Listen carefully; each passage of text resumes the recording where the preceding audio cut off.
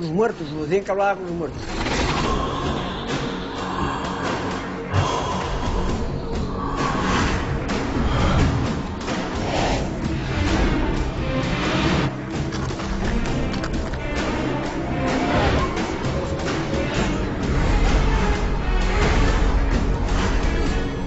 Decían que aquel neno que salía con poderes para adiviar igual que a bruxa. Vaya, que se traspasaban os poderes de esa manera dos pa outros. Hasta mediados del siglo pasado, extraños personajes vivían en las numerosas aldeas de las zonas montañosas de Asturias. Eran hombres y mujeres que algunos confundían con brujas o brujos, pero que desempeñaban un papel social importante en aquellos tiempos.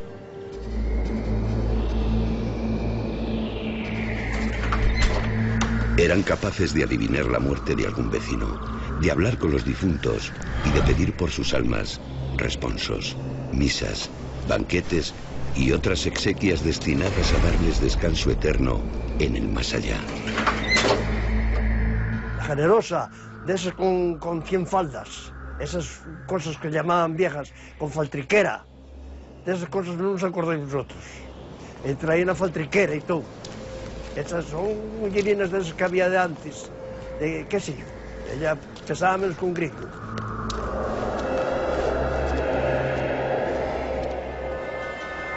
Generosa, alias la Canosa, aterraba a los niños y adultos por su aspecto brujeril.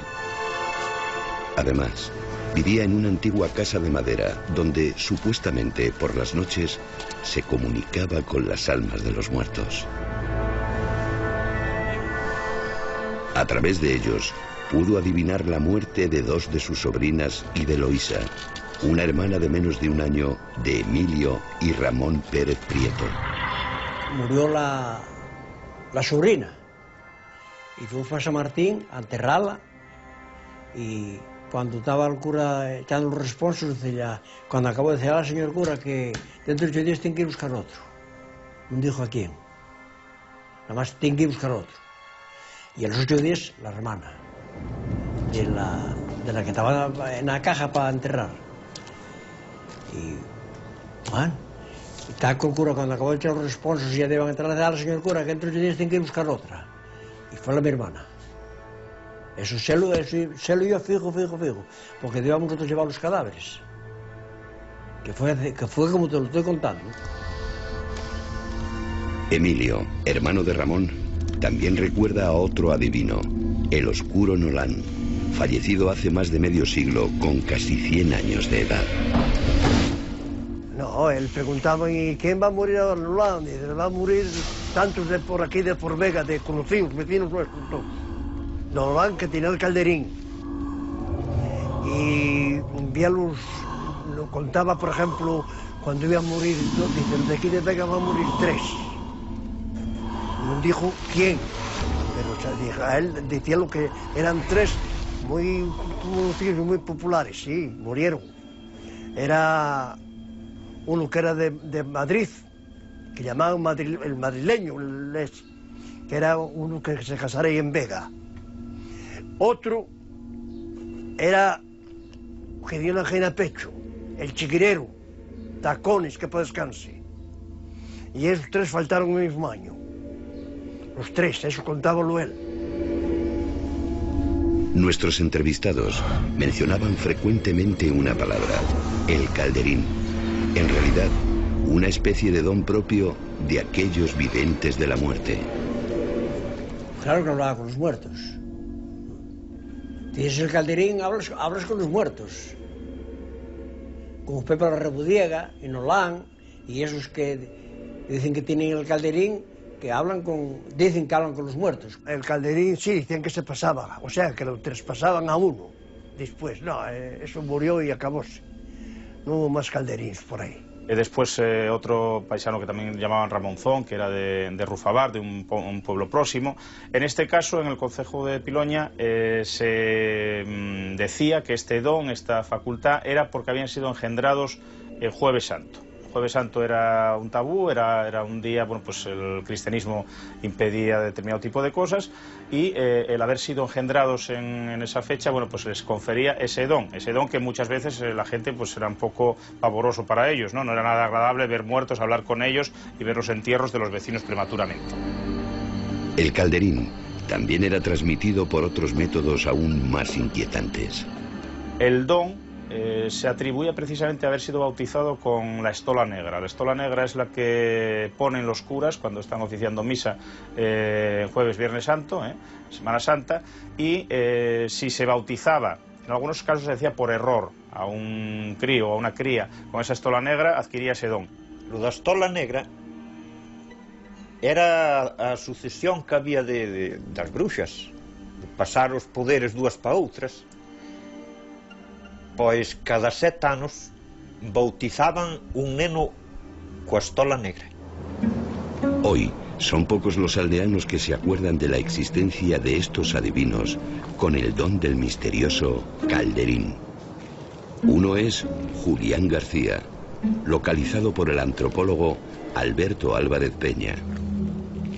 Pasarón de Fuentes era uno que hablaba con los del otro mundo. Y cuando iba acompañado, pues él quedaba así, para atrás, hablando solo, como si estuviera hablando con los muertos. Era un señor que llamaban el Pájaro de Fuentes. Entonces este señor se dedicaba a hacer las veces del sacerdote de la parroquia, porque según decían los que iban a hablar con él y los que creían en eso, pues decían las misas más baratas. Entonces él cobraba 2 pesetas y el cura 3. Él pronosticaba si había que hacer banquetes funerarios o no, sobre todo principalmente al cabo del año. Al cabo del año, pues ese difunto, si no había recibido pues las convenientes exequias, si no se había hecho ese banquete funerario y después rezado por él, etcétera, pues comenzaba a dar muestras de molestias. Estas molestias podían traducirse, pues primero a lo mejor pues golpes raros en la casa, podía abortar una vaca, podía morir una vaca, enfermedades un poco sospechosas, podía incluso morir gente de la familia. Una manta y aislamiento era la forma del Pasarón de Fuente de contactar con el mundo de los difuntos. Él tapábase con una manta y decía que hablaba con el más allá, con los muertos. Y era cuando venían después la gran comilona, o sea, mataban una res o una comida y la celebraban en el bar. Después tenían una paisana que preguntaba por las ánimas que tenían en la familia y rezaban un rosario y unos Padres Nuestros por cada ánima que necesitaba. La última adivina de la muerte y de las necesidades de las almas errantes fue Amparo, llamada la Bruja de Brañavara. Falleció en 1992 y Abel Jardón guarda en su memoria una imagen imborrable de aquella mujer. Tú chegabas ali, tinha un banco como este, sentabas ali e empezaba a mirarche para os ollos e a mirarte así de maneira extraña que non pistañaba. E non che apartaba a vista nin un minuto, desde que entrabas a que salía estaba mirándote fijamente, parecía que te penetraba coa mirada. Amparo era capaz de adivinar cuáles eran las promesas fúnebres que las familias habían dedicado a los muertos y que no se habían cumplido. Moría a persona e quedaba aquelo pendiente, a ofrenda que había. E despois, cando morría esa persona, a bruxa de Brañavara, Amparo, que moriu a braus 10 anos, mandaba cho ben, será por aquí conocíamonos todos, mandaba cho a carta, ou senón iba ela hasta a casa e dicía cho, oye, está por aí fulano que hai un mes que moriu e está por aí e tedes que dar, dicíache todo lo que había ofrecido e efectivamente coincidía con a realidade. Ten unha romería ofrecida a tal sitio e dicían despois na casa, pois é verdad que la temos ofrecida e non fomos. Dice, pois tedes que fela porque senón ides a ter desgracias na casa. Hoy, los difuntos no son velados en sus casas. Los adivinos de las aldeas asturianas han desaparecido para siempre. Ahora, no hay quien mire por las almas de aquellos que lo necesitan, y nuestro mundo se ha empobrecido un poco más sin los rituales de aquellos oscuros nigromantes.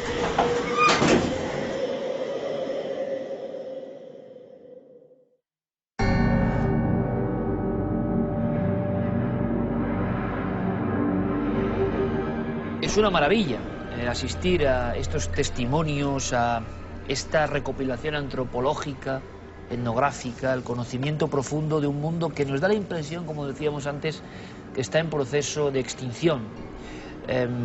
Trasladarles toda esta sabiduría, yo creo que es importante y forma parte de nuestra labor más profunda, porque esto no debe morir. De alguna manera, lanzándolo ahora a través de Cuarto Milenio, esto no muere, queda ahí todo este compendio absolutamente maravilloso y que aún late, aunque sea de una forma muy pausada, en algunas zonas de Asturias. Habrán desaparecido ya todas las personas que tenían el calderín. Desde luego, lo diré sinceramente, es uno de los trabajos que a mí más me han impresionado que hemos emitido en Cuarto Milenio. Si esto aparece en un libro de Julio Caro Baroja, de Barandiarán, no sé cómo decirles, sería impresionante, maravilloso. La forma que tenemos de aproximarnos ahora es la televisión, la cámara, la palabra viva. ¡Qué testimonios! Tenemos que agradecérselo especialmente, ustedes lo han visto, a Alberto Álvarez Peña, que es un auténtico rescatador del mundo antropológico de su querida Asturias. Y de verdad me quedo sin palabras ante la fuerza que tiene todo esto. Alberto, gracias. Bienvenido. Hola, ¿qué tal? ¿Qué personajes? ¿Qué historias? ¿Será verdad que se ha muerto el mundo de los que tenían el calderín? Bueno, esa es un poco la idea que tienen precisamente muchos de los paisanos que salían ahí y que además te lo dicen, bueno, pues un poco como desolados, ¿no? Porque precisamente este tipo de personajes se retroalimentaba con ese tipo de sociedad. O sea, estamos con una sociedad rural que vive la muerte pues como algo habitual, como algo, bueno, pues que está ahí al lado tuyo. Y por lo tanto también lo de ver los muertos. Y claro, la sociedad rural que conocemos ahora se va fragmentando, va desapareciendo, los pueblos se quedan vacíos. La muerte la apartamos ya de las casas, no se velan las casas, se velan los tanatorios. Ya no se hacen esos banquetes funerarios que se hacían, aunque quedasen limitados. El concepto ritualístico sagrado de la muerte, bueno, es que ha desaparecido, la escondemos absolutamente, ¿no? Y con ella va desapareciendo estos personajes, ¿no? O sea, se retroalimentaban totalmente, Y lo que más me sorprendió es que, bueno, pues va poco. O sea, la última, la bruja de Bañavara, Amparo Arroxó, Amparo López, fue el año 92. Todo o sea, que han vivido hasta hace muy poco tiempo. Esa queda mucho recuerdo de ella. Los otros andan en torno a los años 50, 40... un poco antes también de la Guerra Civil, pero casi todos los concellos asturianos tienen uno o dos personajes de este tipo. La sensación, Alberto, de un mundo que ha sido importante, una vertebración importante del microcosmos de una aldea durante siglos, y que de repente estos druidas adivinos de la muerte, los que ven a los muertos, los que son capaces de hablar con los muertos, y qué descripciones, qué descripciones, con qué potencia y con qué sencillez también. O sea, la bruja de Brañavara, que iba familia por familia y decía, oiga, que usted prometió esto al difunto y no se ha cumplido. Nos acompaña, todos la conocen, Paloma Navarrete, que une, ¿no?, en su ser ese mundo del estudio de lo científico, del mundo de la farmacéutica, el mundo de la psicología y también de repente el mundo del don, el mundo de esa visión especial. Qué fuerza, Paloma, buenas noches. Hola, buenas noches. Qué testimonio, estábamos emocionados. Fantástico, porque me ha parecido magnífico, magnífico. Y sin embargo, la forma de ver, la forma de percibir o de conectar con ese otro lado, yo creo que sigue siendo muy parecida. Pues ¿no? es muy parecida, es muy parecida. Cambia el ritual, digamos, porque aquí estamos en una sociedad completamente rural y en cambio nosotros ya somos urbanitas, ¿no? Entonces el ritual cambia, pero la conexión con los muertos es igual. Es decir, el muerto habla y le dice que no han cumplido lo que me tenían prometido y que yo no me encuentro bien. ¿Tú te sientes identificada cuando ves esto de alguna forma? Sí, sí. Con esta claridad, sí, que puede parecer increíble, ¿no? Sí, el común sí. de los mortales, pero Sí. así de sencillo. O sea, oiga, Sí. que usted no ha cumplido. Que no ha cumplido y que tiene que cumplir. O sea que, pues es un poco lo que me ocurre a mí, que soy la intermediaria también, cuando vamos en nuestras investigaciones, entre el señor que no se quiere ir de la casa porque la casa es suya y porque además tiene que resolver unos papeles y la familia o las personas que viven en la casa y que le dicen, oye, que este señor es que aquí tiene que hacer algo porque no lo hizo en vida, etcétera, etcétera. Diferente, porque este trabajo tan bonito es que es la tierra, la madre tierra, ¿no? Y eso es lo que a mí me impresiona, ¿no? Que es cuando hace la cruz en la tierra. Una conexión permanente con el suelo, con las fuerzas telúricas, además. O sea, esa conexión que nosotros la hemos perdido, claro. Ahora entramos directamente en debate. Es curioso porque nosotros, hay que decirlo, y hemos investigado algo, ¿no? Somos curiosos, ustedes nos conocen.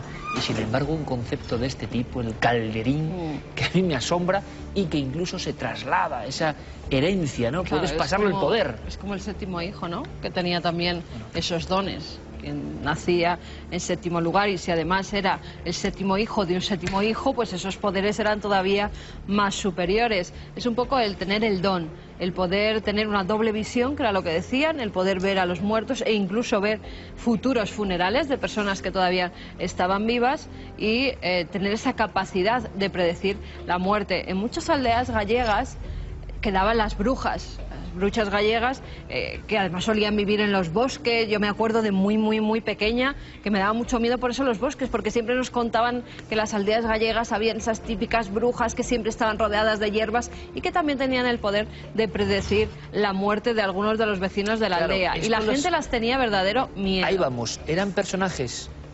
respetados, pero temidos también al mismo tiempo, ¿no? Totalmente. Sí, totalmente. Y luego una de las cosas que también llama la atención es que detrás de todo esto está la idea del buen muerto o del mal muerto. Quiero decir, esto no es un concepto cristiano, aunque aquí se mezcle el tema de pedir misas cantadas o de ir a una romería o tal. La idea es que en muchas culturas paganas, sean germánicas, sean célticas, el difunto, el buen difunto, es protector del clan y de la familia. Pero ¿qué pasa si el difunto, pues eso, tenía cosas pendientes que hacer, o si era un mal muerto, si en realidad era una mala persona? Pues entonces lo que generaba y lo que veíamos sobre todo, pues eso, en Boal, era que se achacaban pues los abortos de las vacas, las muertes de las reses, las desgracias en casa. Exacto. No era pues como ahora te dice un veterinario, esto es, bueno, pues es una mamitis, esto es un no sé qué, esto... No, aquello ¿por qué era porque lo provocaba el difunto. O sea, el difunto era el que provocaba enfermedades misteriosas. Y luego, por otra parte, el tema que salía del Paxarón de Fontes, el de Tineo, aparece el banquete funerario pagano antiguo, que incluso la Iglesia quiso prohibir. O sea, tenemos constatación pues de Alfonso X el Sabio, que prohíbe cubrir las huesas, las tumbas con manteles. Tenemos se también llegaba a hacer banquete de ese tipo en la propia tumba. Exactamente. Como en algunos lugares hemos visto en Turquía, por ejemplo. Exactamente. En lugares del Islam se sigue haciendo. Se sigue haciendo, sí. Tenemos, por ejemplo, en el siglo XVI las constituciones sinodales del obispo Guevara, que prohíbe también, es profeso el que se haga ese tipo de cuestiones por difuntos, y sin embargo, bueno, pues la gente seguía haciéndolos. Aquí no salieron, pero yo también tengo recogido pues en Argandenes de Piloña, en Castro, en Grande del Salime, la costumbre ya, bueno, pues un poco ya diluida, de por lo menos dejar un caldero, una ferrada con agua a la puerta de la casa en difuntos, porque pasan las ánimas a beber. Son, claro, como cosas que han ido calando. Pero son cosas ancestrales. Además es que vienen de la antigüedad más remota, porque todos estos conceptos... Mira, tú que hablabas de Galicia, yo he pasado muchos veranos de mi infancia en la Galicia del interior, en las aldeas del interior de Galicia. Entonces, cuando en una de esas aldeas moría alguien, lo primero se llamaba a la bruja, a la meiga más cercana. Lo primero. Que como se hacía. intercesora. O sea, claro. Entonces, las mujeres ahí eran las que mandaban. Entonces, se llamaba a la meiga. Las mujeres con la meiga al frente, pues lavaban al difunto, y la meiga le rezaba, daban vueltas, alrededor 9 vueltas, y le metían una moneda debajo de la lengua para el viaje, para pagar a Caronte. Bueno, Luego allí te lo convertían en que era para San Pedro, que le dejara entrar. No, era para que viajara y no volviera. Para el guía que llevaba la barca al otro mundo, claro, las ánimas. Porque si no paga el guía, no puede pasar al otro lado y vuelve. Y espanta. El pasaporte para el otro mundo. Y entonces ese difunto espanta. Es que es increíble. Y luego ya cuando ya se había terminado todo esto, llamaban al cura. después. Y luego la unión, ¿no?, entre el mundo cristiano, No, que llega ahí, hay un sincretismo los ahí. las misas, pero en el fondo, otra cosa que me ha impresionado muchísimo es los ritos para que alguien tenga el don, por ejemplo, lo del Jueves Santo. Me ha parecido absolutamente increíble. Bueno, pero fíjate es que estaba eso, mal visto, ¿no?, en la iglesia, pero claro, en el cristianismo, el catolicismo. En cuanto uno se salta un tabú, pasa algo. Entonces, en este caso, claro, saltarse el tabú de concebir en Jueves Santo o de ser bautizado en Viernes Santo, entonces ocurre algo. Entonces, ese don es un don y una maldición. Es que en las sociedades antiguas yo creo que este, como otros, son más bien considerados don. Es cuando el cristianismo lo considera ya una maldición. Es decir, de ahí tenemos esa brecha, ¿no? Y de hecho el cristianismo intentó pues cambiar esto y muchas más cosas. Por ejemplo, el banquete funerario también ellos lo adaptaron y lo transformaron en lo que era el pan de las ánimas. El pan de las ánimas era bueno, pues se repartía un pan, se enfornaba, se hacía un pan, una fogaza, y se repartía a los que iban a ese entierro, a ese cementerio. Otra cosa también, por ejemplo, me llamaba la atención era las promesas que podía tener el difunto en vida. Por ejemplo, en el caso de Brañavara, de Boal, hay un santuario precisamente ganadero que tiene mucho que ver con el ganado y con este tipo de cosas, que es la Virgen de Pastur. Entonces había algunos que tenían la promesa de ir a la Virgen de Pastur, se habían muerto, no pudieron hacerlo, y entonces Amparo Arroxúa iba por la casa y decía: oye, tu abuelo prometeu, ¿qué tal? Y entonces tenéis que ir en representación del muerto y tenéis que ir mudo, callado. O sea, un vivo hacía de muerto en ese viaje, claro, de peregrinación. ibas andando, pero ibas mudo. ¿Por qué? Porque los muertos no hablan. Y hasta que tú no fueses al santuario de Pastur, dieses la misa o prendieses la vela, lo que te hubiese prometido pues ese antepasado tuyo, no podías hablar. Como llama la atención también el aspecto de que haya desgracias en la casa, y cuando describen algunos paisanos desgracias en la casa, golpes, voces... Es decir, eso va cambiando, ¿no? Antes eran los demonios, que la iglesia decía que eran todos los que tenían problemas de que los animales abortaran, de que hubiera en las casas movimiento de objetos, y después fue evolucionando y en las aldeas pues fueron diciendo, pues eso, muchos eran los muertos, las brujas eran las que tenían que actuar. Y fíjate, en España también tenemos brujería, lo que hablaba Alberto, de ir a los cementerios e intentar contactar con los muertos a través de sus cadáveres. Cuando todavía eran muertos recientes, tocando ese cadáver, en algunos casos se habla de incluso sacando la mano de los difuntos y agarrándola durante toda la noche, parecía que intentaban contactar con ellos. Es curioso porque hay dos opciones o dos formas. Una, la visión de los muertos directamente, que vienen y te hablan y te cuentan lo que les pasa, y Paloma sabe muy bien lo que digo. Para el resto del mundo esto es inconcebible, pero es esa unión. Pero luego están también, y a veces en las mismas personas lo hemos visto, el que adivina antes. Sí. Es decir, el que ve los signos de muerte. Sí. Estos sí que tenían que ser temidos, evidentemente, ¿no? Pero claro, que te viniese la bruja que habitualmente ve los muertos y te ponga la cruz en la puerta... No, eso tremendo.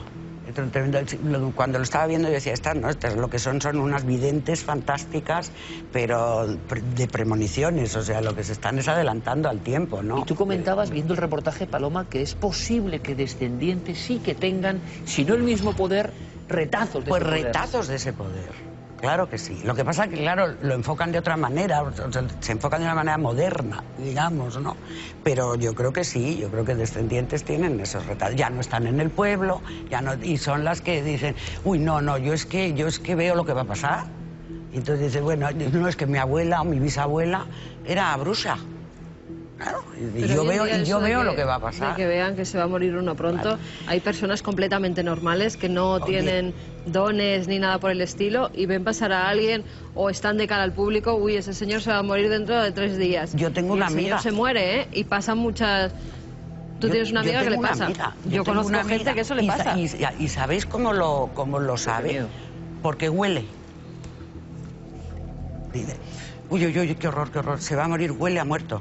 Pero bueno, ¿cómo va? Sí, ya veréis que no dura mucho, a lo mejor al mes, a los 15 días. Se muere. Sí, pero en un plazo corto. Corto. Sí, son como intuiciones en un momento dado. Pero ¿cómo que huele? No puede tener un olor especial. Yo sé cuál es el olor a muerto, te dice. Claro, yo le digo, mira, Marisa, a mí no me lo digas. Claro. Se comenta, y hemos contado aquí la historia de aquel banderillero que olía a cera, ¿no? Sí. Y que el olor a cera es muy frecuente en este tipo de historias. El olor a cera es todo un arquetipo también. Una de las historias que me impresionaron tenía que ver con el mundo taurino y era un subalterno de no mucha gloria y que en una faena en las ventas, si no recuerdo mal, huelo a cera, todo el mundo, y pillan al matador y lo matan. Sí. Años después, o sea, no una cosa habitual, vuelve a tener ese olor a cera impresionante. Y creo que además es Necio Sánchez Mejías, famosa historia que tenemos, por ejemplo, en el Museo de Cera reproducida, y le matan. Y claro, ya la gente le coge un respeto a este tipo impresionante. Pues sí. Y tiempo después, él dice, huelo a cera, huelo a cera, huelo a cera. Claro, todo el mundo, imagínense, alguien va a morir. Alguien va a morir. Pero ocurre la faena en el ruedo y no pasa nada. Pero él aparece muerto en su pensión esa noche. Y dice, la cera era para él. Era para él.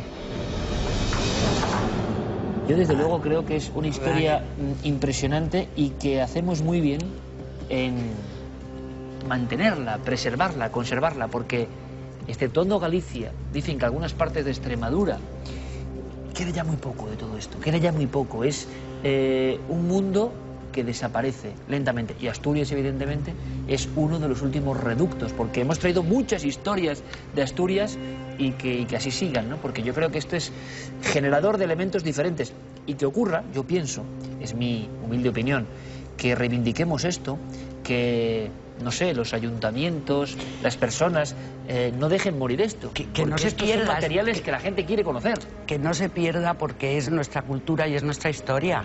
O sea, que todos estos conocimientos se pierdan, como pueden ser todos los conocimientos, por ejemplo, de la medicina popular. O sea, Alberto me contaba antes, sí, pero ¿no? Esos contenedores de huesos, claro, todo, y eso... Pero eso, como es un poco más amable, yo creo que sí ha pasado, pues quizá libros de medicina natural. No, y este mundo quedando del ultramundo genera todavía tanto respeto. Hay muchas zonas donde siguen quedando los componedores de huesos y los que te hacen el brebaje para el mal de estómago, los que rompen el huevo para los niños. Eso es amable. Lo que pasa es que en esas consultas, cuando se cierran las puertas... luego ya se entra en la consulta se entra en la consulta de los muertos. Pero y de lo que puede pasar. Tú ya sabes lo que decía Castaneda en los libros de Don Juan. Vamos, lo decía Don Juan, no Castaneda. Don Juan Matus. Don Juan Matus. Decía... Todo buen guerrero lleva a la muerte 3 pasos por detrás de su hombro izquierdo. Si nosotros contáramos con la muerte y no tuviéramos ese terror espantoso ahora a la muerte, pues podríamos comunicarnos más. Antropología de la muerte, que es un tema evidentemente tabú, no hay mayor tabú hoy en día, que todos queremos ser eternamente jóvenes y no morir nunca, pero esto no es así, y entonces claro, rechazamos todo eso. Pero es curioso, a mí una de las cosas que más me ha impresionado de todo lo que he visto, sinceramente, es lo de la estola negra, pero sobre todo porque uno de los amabilísimos paisanos que nos han legado su conocimiento, además con ese rictus, ¿no? Nos decía, pero cada 7 años, decía, a un neno se le bautizaba como exprofeso con la estola negra. Sí, para que siguiese el relevo de existir alguien así. Para que no se pierda el calderín. Claro. Y sin embargo el calderín parece que se ha perdido, ¿no? Ya no hay forma de recuperarlo. Bueno. Y no se puede perder, es un conocimiento, o sea, eso es una forma del conocimiento. Y eso no se puede perder. Yo ya sabéis que viví en Guatemala 3 años y que estuve aprendiendo con un chamán. Un chamán me buscó, me conoció y estuve 3 años ahí trabajando con él. Y el chamán me decía, yo solamente tengo la obligación de enseñar a una persona, nada más. Y que siga la cadena, ¿no? Y que siga la cadena. Era como las brujas, que siempre, las brujas mayores siempre iban acompañadas de una persona muy joven que era la que le transmitía sus conocimientos. Claro, hombre, exacto, tenemos... que no se pierda. Claro, siempre... aludimos a los grandes maestros, por si acaso, ¿no? El famoso aquelarre de Goya, donde las brujas están enseñando a la que va a ser introducida en ese mundo, la joven en una esquina, que va a ser de repente pues aceptada por el resto del grupo. Nosotros de alguna forma mantenemos el calderín, como dice Paloma, porque es antropología, es una cosa nuestra, son nuestras raíces, son diferentes, están ahí, son un misterio. No queremos que se oculten, que se escondan, que nadie se avergüence de ello. Y lo hacemos de esta forma, con un reportaje televisivo. Claro, cientos de miles de personas o más están viendo ahora. Y en las aldeas de Asturias que también nos ven, estarán pensando y los cerebros estarán recordando historias y eso nos encanta. Esa es la labor de la antropología, en este caso televisiva. Ha sido un placer, de verdad. Alberto, Paloma, es un tema impresionante y digno de estar, no solo en la imagen, sino a perpetuidad en los libros. Gracias y hasta la próxima. Hasta pronto.